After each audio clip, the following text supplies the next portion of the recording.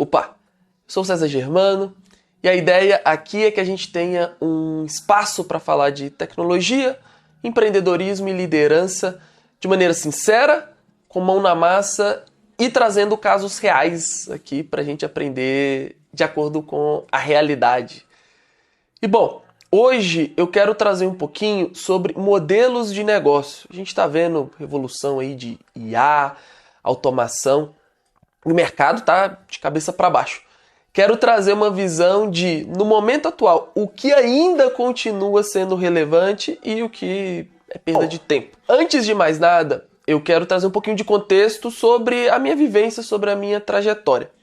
No meio do ano passado, eu deixei um cargo de gerência num grande banco digital para poder empreender.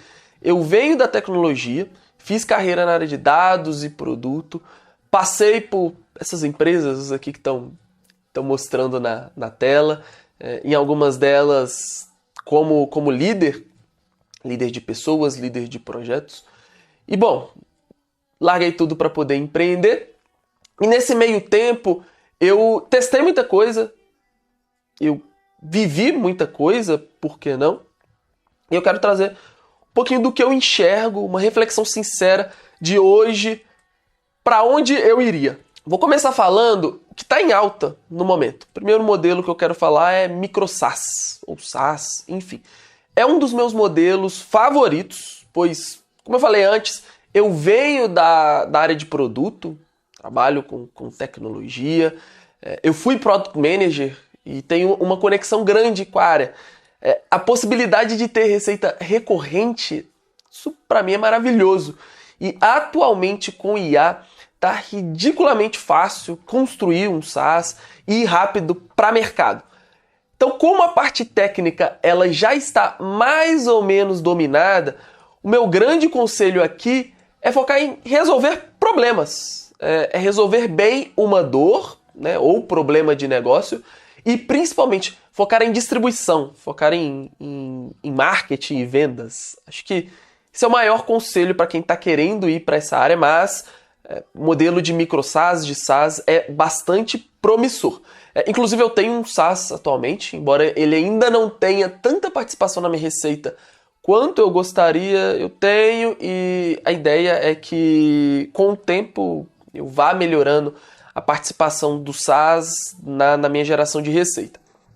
Outro modelo possível é o de consultoria ou prestação de serviço. Esse hoje é o meu principal modelo de negócio dentro da Calidash, que é a minha empresa. E assim, eu gosto muito desse modelo por alguns motivos. O primeiro é que você monetiza diretamente o seu conhecimento. Você viveu muita coisa no mercado e você traz o que você já viveu, você traz o que você conhece para resolver a dor de quem precisa. E muitas vezes o ticket médio, o preço, o valor desses projetos acaba sendo muito maior do que se eu encapsular isso num SaaS, num software, por exemplo. Porque são teses diferentes. A ideia do SaaS é eu ter ali uma parcela reduzida, porque eu quero ganhar no lifetime, eu quero que essa pessoa continue utilizando o meu produto pelo maior tempo possível. Então é um jogo de mais longo prazo. A consultoria ou prestação de serviço é mais curto prazo. Então você consegue antecipar esse valor futuro do SaaS para o momento presente. Na grande maioria das vezes, essas consultorias ou prestação de serviço, elas têm um ticket médio maior. O ponto negativo que eu quero destacar aqui é que a gente, até então, para poder escalar serviços, a gente precisava de mais pessoas.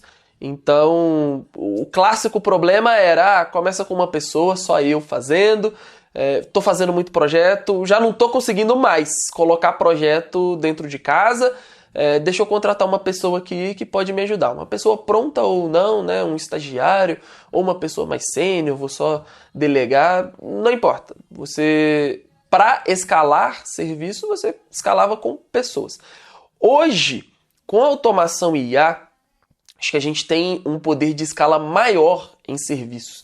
Eu venho falando, inclusive, que essa parte de consultoria, a gente aqui tá fazendo um Service as a Software. É um joguinho de palavras com o Software as a Service, que é o SaaS. O Service as a Software, ele é um serviço, eu estou resolvendo uma dor específica, mas eu estou automatizando grande parte desse processo, grande parte do que eu iria fazer de trabalho operacional, eu consigo automatizar com IA, com plataformas de automação com código, por que não?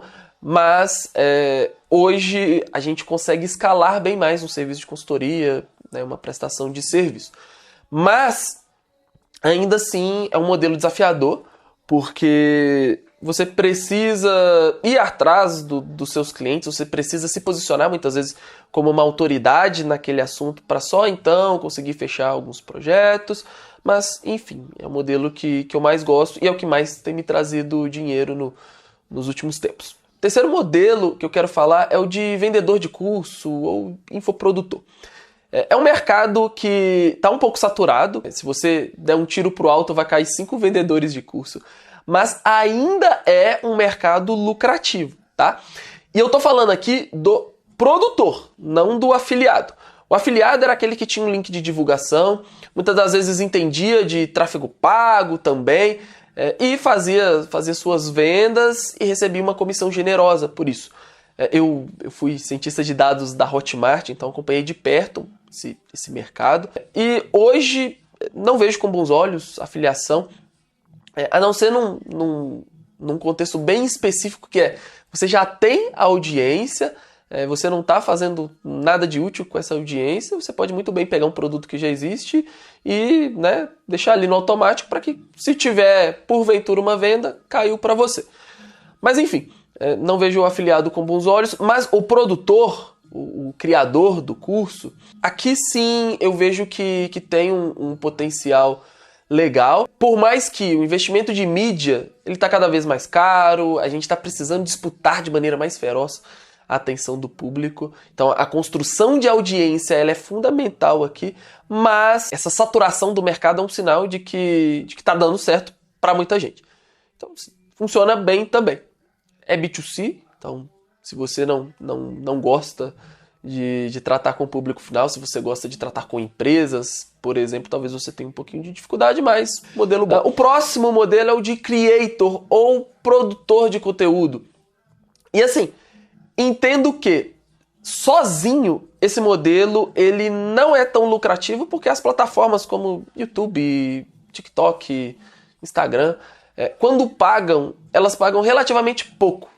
O ganho desses profissionais é ou vendendo seus próprios produtos para audiência ou fazendo as chamadas publis para conseguir vender produtos de outras pessoas, divulgar, enfim.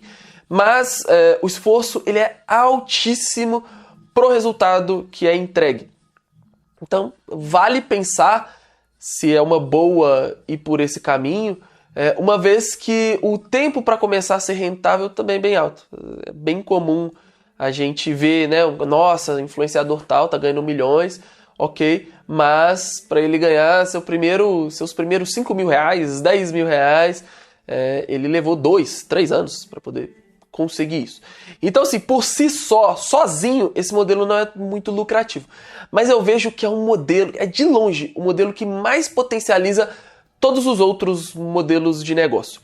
Por quê? O segredo hoje para vender qualquer coisa na internet, no digital, para vender serviços, é ter audiência. E um creator, quando ele faz bem o seu trabalho, ele tem uma audiência fiel e isso potencializa uma venda de curso, potencializa uma venda de, enfim, qualquer tipo de produto que ele quer vender. Então, se combinado com outro modelo de negócio, acho que é sensacional. Sozinho, não é tão legal assim. E o último modelo que eu quero comentar é o de e-commerce. Acho que e-commerce todo mundo conhece, todo mundo já comprou um produto na internet alguma vez. Mas assim, esse modelo ele se subdivide em outros modelos também. Vale falar rapidinho de cada um. O dropshipping, nossa, super famoso há alguns anos atrás. Você eliminava talvez um dos maiores problemas do e-commerce, que é a logística, ter o estoque. Você não precisava disso, enfim, você era a ponte ali entre um AliExpress da vida entre uma plataforma chinesa e o seu consumidor final. Só que assim, acredito muito pouco no dropshipping. Isso porque eu não quero criar problemas com a galera que, porventura, ainda consegue dar certo nisso. Pode dar certo, mas na minha opinião é furada. Se você quer começar algo novo, não vá para dropshipping, a não ser em modelos bem específicos, tá? Se você conhece um fornecedor legal, talvez os fornecedores que estão começando agora sejam até mais interessantes, porque não tem muita gente vendendo o mesmo produto, mas fugir de dropshipping. E-commerce próprio, também acho arriscado. Hoje as pessoas elas têm mais confiança em comprar no Mercado Livre da vida, quem diria? Quem lembra de como era a reputação de Mercado Livre há um tempo atrás, né, uns bons anos atrás.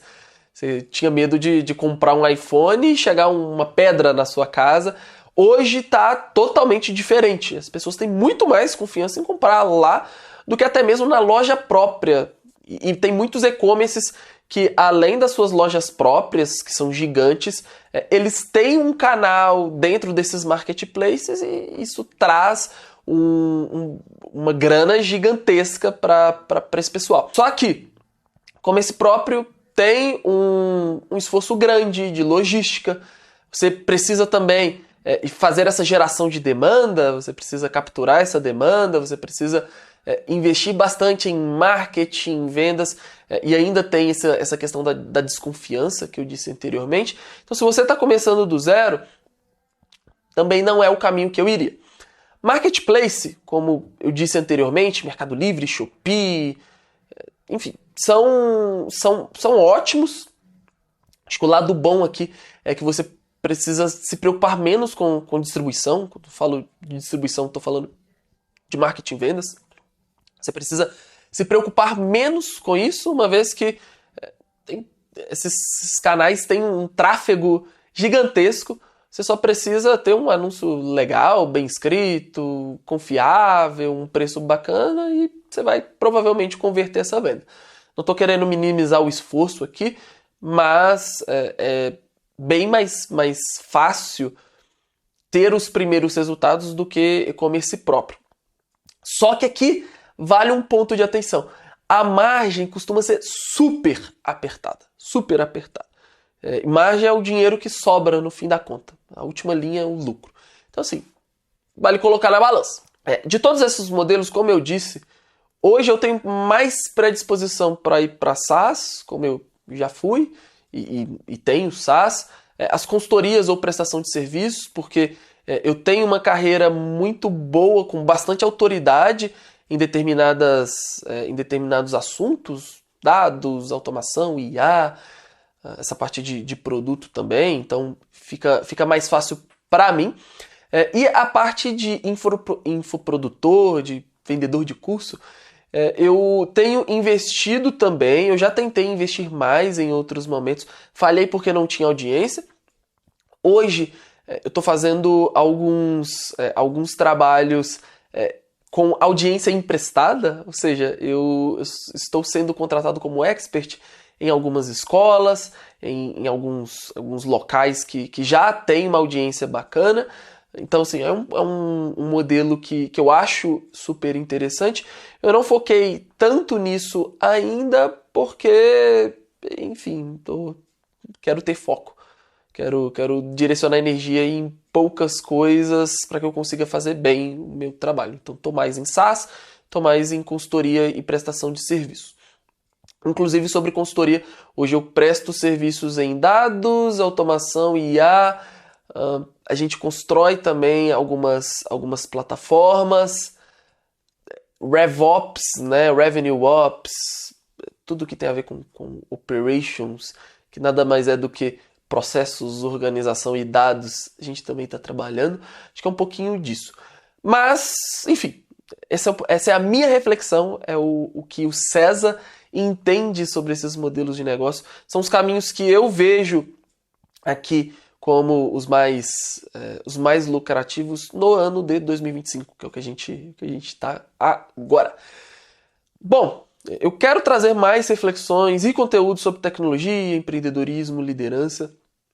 talvez até algumas coisas trazer coisas que eu tenho implementado para clientes, coisas que têm dado certo, eu posso mostrar aqui um pouquinho de implementação, posso construir juntos, mas eu dependo do engajamento de vocês para me dar uma motivação de continuar utilizando o YouTube para poder ser esse canal de distribuição dessa mensagem, dessas reflexões. Então, se puder, dá uma forcinha, se inscreve, dá o seu gostei, deixa aí um comentário com a sua opinião. Hoje, em qual modelo você está atuando e qual você acha que é o modelo mais interessante, porque é comum, às vezes você está no modelo X, mas você entende que o canal mesmo é ir para o modelo Y e você está fazendo um movimento para fazer essa migração. Então diz aí nos comentários. Vou deixar minhas redes aqui na descrição. Me sigam lá, porque a ideia é utilizar essas outras redes para estreitar relacionamento e conseguir aprofundar um pouquinho mais em algum desses temas que a gente não consegue aprofundar aqui dentro do YouTube.